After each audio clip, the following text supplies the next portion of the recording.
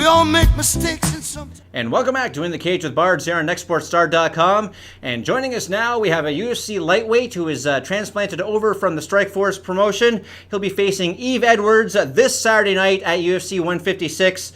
A man who describes himself on his Twitter page as a stuck-up, half-witted, scruffy-looking nerve herder. The one, the only Isaac Vallie-Flagg joins the show. How you doing, Isaac?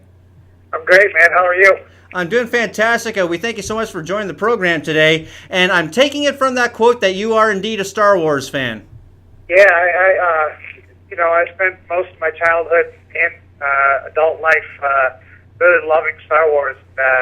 I'm still the kind of guy who buys Star Wars action figures whenever I see them, especially Boba Fett or what I really want to get is one of the new AT-ATs. Well, not new AT-ATs, but an AT-AT. That's awesome. So what do you think about Disney buying the franchise now? There's rumored that J.J. Abrams is in talk to direct the 7th episode. What's your take on that?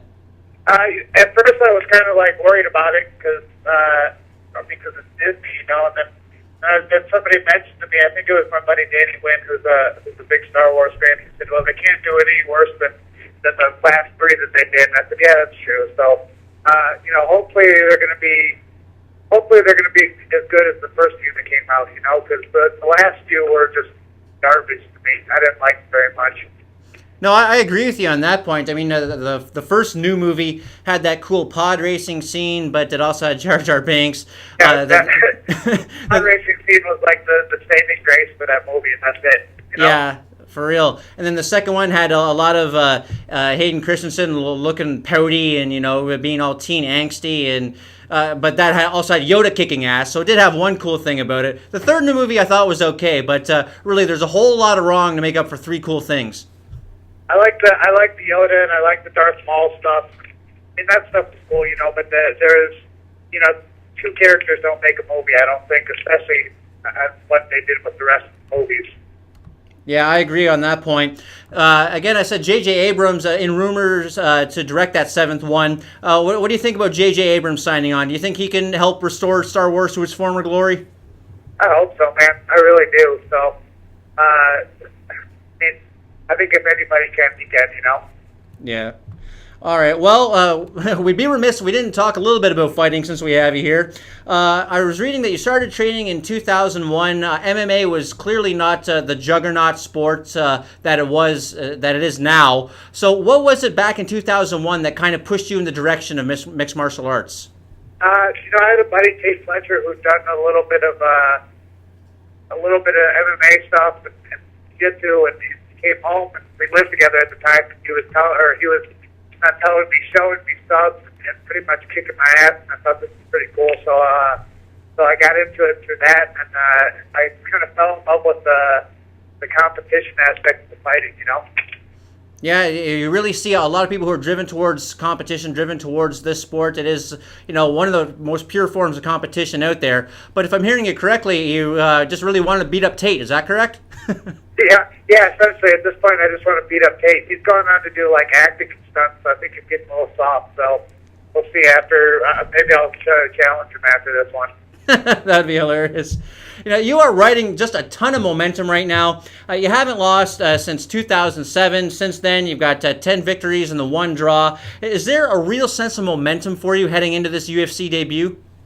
Yeah, there is. I'm happy with the fight streak that I have, and I'd like to keep it going, especially against a guy like Yves Edwards, because he's a tough dude and a real vet in sport. So, my last fight was a bigger momentum builder in beating, JZ Calpacante, who I think is, who I still think is one of the toughest lightweights around, as well as me. Yeah, Jay-Z, he's got a huge reputation, and being able to defeat a guy like that just moves you that much farther up the ladder. Do you think a win over Jay-Z really cemented you as a guy, as a talent that UFC had to have on their roster when Strikeforce closed down? I think it definitely cemented me up there with guys who are respectable MMA fighters. I remember getting out of the cage and Sean Shelby shook my hand and he told me, "Wow, that really set you up there with A-list or MMA guys," which really for me was an affirmation that I'd really done some things career so far, you know? Absolutely. And as we mentioned, now you're facing Yves Edwards, a true veteran of the sport, a guy that's got a resume a mile long. He's fought all over the world, and a self-proclaimed master of thug jitsu. So how does one come up with a game plan to counter thug jitsu? Man, I don't know. I don't know how you counter thug jitsu, but I'm planning on beating Yves, though. Yeah, in all seriousness, Edwards obviously a really tough fighter. Do you view that as a vote of confidence by the UFC brass that they've decided that a guy with that amount of respect in the MMA world and that much of a resume, that he should be your first opponent in the promotion? I personally view it as an extreme honor to be fighting Yves.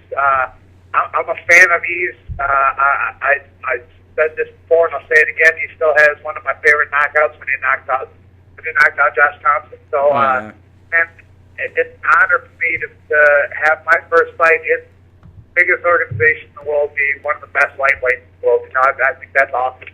Yeah, and it's going to be a great fight no matter what happens. We mentioned off the top, you're coming over from Strikeforce. Strikeforce, obviously a thing of the past now. You got a great, a lot of national exposure from Strikeforce. It really kind of pushed your career to the next level. What were your feelings when you heard that Strikeforce was shutting down? I've been asked that a couple times. I don't know, man. It's really neither here nor there for me. I mean, they shut down, so it gave me kind of a route into the UFC, which is super cool. I think Strikeforce is an awesome place to spend a couple fights. I would have liked to do a couple more there, but I'm fighting in the UFC now, so it is what it is. Strikeforce is gone. I was just happy that I was one of the guys that got brought over after they shut their doors down. Yeah, absolutely. Are there any extra nerves being that this is your UFC debut, or are you just kind of viewing it as just another fight, just another rung up the ladder? I'm really not that nervous, I mean, I get nervous before fights like anybody else, but there's no extra added pressure, it's a fight, and it's a fight against a tough dude. I've been here before, and so whatever. Like I said, a fight is a fight. And me, I just view it as another great opportunity. Yeah. What about the extracurriculars during fight week? All the media attention. Even when you're weighing in, you've got Burt Watson standing next to you, cheering you on. Does that give you any butterflies? No, Burt. I was just actually watching the last weigh-in because I had a couple teammates fighting on the last weigh-in. That seeing Burt get fired up for everybody making weight is like one of the coolest things. So I think it's going to be pretty awesome for me to be there with that, And Burt was there for my first Strikeforce too. So I mean, I've been to a few events. So I mean, all this stuff is although it's a new thing to me. I don't think I'm letting it get to me at all. Yeah. I love Burt and everything he does. We've had him on the show before, and he's just a fascinating, really interesting guy, and just a great, really nice guy as well. And I've always said that if I ever win, the lottery, I'm going to pay Burt Watson to be my personal hype man. Like, even walking to 7-Eleven, I want him to walk in first and go, "We rollin'!" Yes. Yeah, that's what I want too, trust me. I think everyone wants that. I think any MMA fan, if they ever win the lottery, that's going to be one of the first on their wish lists. But you mentioned that you did have a couple of guys fighting at the last UFC card. John Dodson, obviously, put on a great performance in defeat against Demetrius Johnson. There's a little bit of controversy about the illegal knee that Demetrius Johnson landed. Do you feel that a point should have been taken away there? I don't know, because honestly, I didn't even see the knees. I was on the treadmill and at the gym closed, so I had to leave. But, I saw Johnny today, and he wasn't upset about it. And, what he was saying is, look, my hands were going on and off the mat so fast that I'm not upset about the deal. So if Johnny's not upset about it, then I don't care. It's the kind of thing where, I've heard now, I think Dana White said in an interview that a point should have been taken away, which would have made it a draw, and he thought John won the fight. But if John doesn't give a shit about it, I don't care about it, Yeah, well put. And another teammate of yours, Clay Guida, made his featherweight debut. And what did you think of the fight? And what did you think of Clay Guida's mustache? I mean, that was a thing to behold. Yeah, Clay Guida's mustache was pretty legit. Me and Cubs Watson and me and him are pretty close. So we're sending some what do you call them, group text messages back and forth. And Cub was sending pictures of did the whole Inigo Montoya aspect of it, sending pictures of asking if we'd see the six-fingered man and stuff. That's hilarious. You've been known to rock a pretty good beard yourself. Have you ever thought about competing with Guida for the best stash at Jackson's? I don't know if I can after seeing that thing. I had a sweet handlebar mustache from November, but that mustache took the cake, man. That was gnarly. That was. The teams at Jackson's, it seems to take a lot of flack for, people say they're overly cautious and the lack of finishes, things of that nature. Do you view that as just a sour grapes thing? Why do you think your own camp gets singled out like that? I don't know, because look, here's the thing: is when people are really good and when people are doing really well, everybody wants to shit on them, and I think that's the case with Greg's camp. We had a couple rough goes on. Well, we had one rough go on Saturday night with Donald, and then we had John lose close decision. But other than that, our team does really well.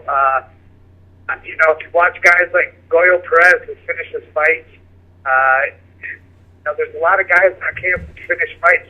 Clay usually finishes fights. He's had a couple fights in a row that he didn't finish, and everybody wants to hate on him. Same with Carlos. Everybody hates on Carlos Condit because of the fight with Nate Diaz. The one before that, he knocked out Dong-Young Kim in like a minute and a half with a double flying knee. How boring is that? Yeah, double flying knee. Psh, come on. Yeah, that's the most boring technique I've ever seen. Yeah. So are you going into this fight with Yves Edwards looking to pull off an exciting finish, or is getting the W in your UFC debut the most important thing for you? For me, getting the W on this one is the most important thing. Everybody wants to finish fights. Myself, I went in with another boring Jackson game plan my last fight to finish the fight. I didn't pull it off, but I pressed forward the whole time and tried to beat JZ, and I just couldn't put him away. But the win is the most important thing to me, and if I get a finish, that's icing on the cake. Absolutely, and we hope you get that W. Either way, it's going to be a great fight against Yves Edwards this Saturday at UFC 156. Isaac, it's just been an absolute pleasure to speak with you. Hope we could do this again. Last question for you. It's something that we ask everyone that comes on the program. If you had the opportunity, you get to punch one person from any walk of life right in the face, who would it be? At this point, it's Chris Brown, hands down. The dude's a scumbag. Chris Brown? Well, yeah, there you go. So I'm sure if you're standing across from him instead of Rihanna, he's not as tough. I'm throwing that out there. Yeah, Rihanna, and then I guess he beat up that former Franco. The dude's just not a good dude. He's kind of a homophobic wife or woman beater. So, screw that dude. All right, I concur 100%. Isaac, thanks again for joining the program. Tell the people where they can find you on the Twitter and anywhere else in the social media universe, and any other thank yous or shout-outs you want to give. Here's your time. Definitely want to give a shout-out and a thank you to my sponsor for this fight, Venom Fightwear, and also you can find me on Twitter at Ike Vallie-Flagg. There you have it. Isaac Vallie-Flagg here on In the Cage with Bards on Nextsportstar.com, and we'll be back with more MMA action right after this. Look at you.